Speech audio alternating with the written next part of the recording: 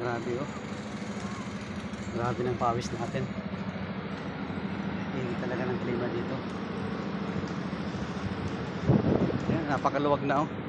Dati, grabe yung sasakyan talaga dito mga nakapark. Walang arrangement. Pero ngayon nabawasan, wala na. Pinagbawal na ay atensyon. Kasi wala, private property na. Natayo siguro ng building.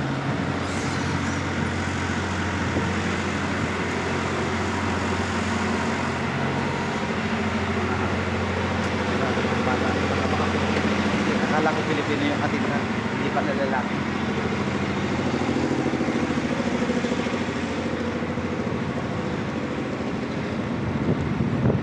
Sarap ang simoy ng hangin guys.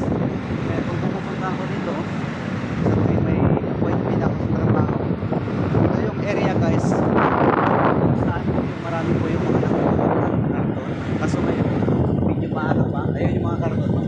Ayan yung mga karton sa tulugan sa taga-tampang. Wala yung mga nagmamayari niyan. Hindi pa siguro nila kaya talagang ganitong oras na mulot sila ng karton dahil napakainit ng klima.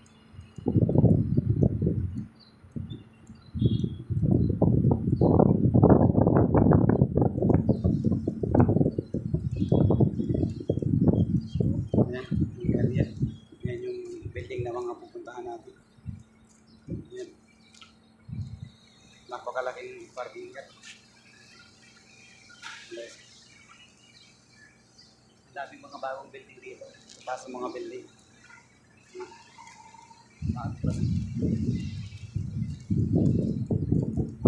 Security na siguro niya.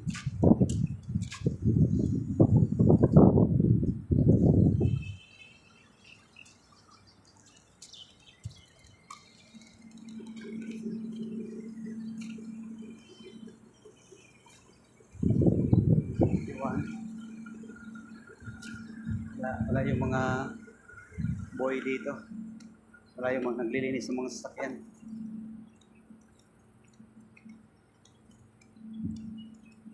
Napaka init pa kasi ng panahon. Baka mga mamaya, mga around 5 ng hapon, nandito na sila. Wala tayong madatnan.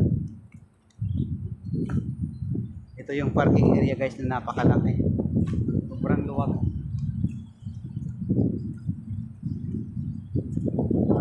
Parking area na to. Napakalaking parking area.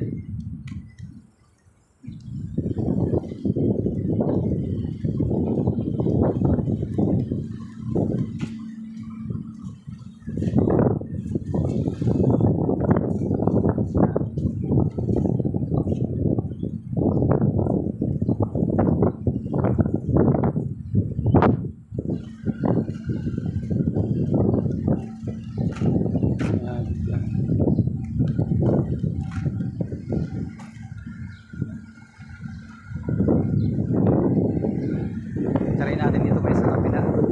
Baka natin yung mga mamasura sa karabas ko eh. Nakalaki pa.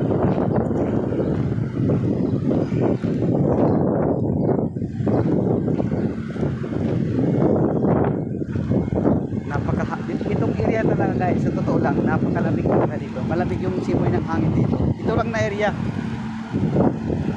Pero kung magkaroon na dito ng building, yun, for sure na yan, napakainit na ng klima yan. Mga building.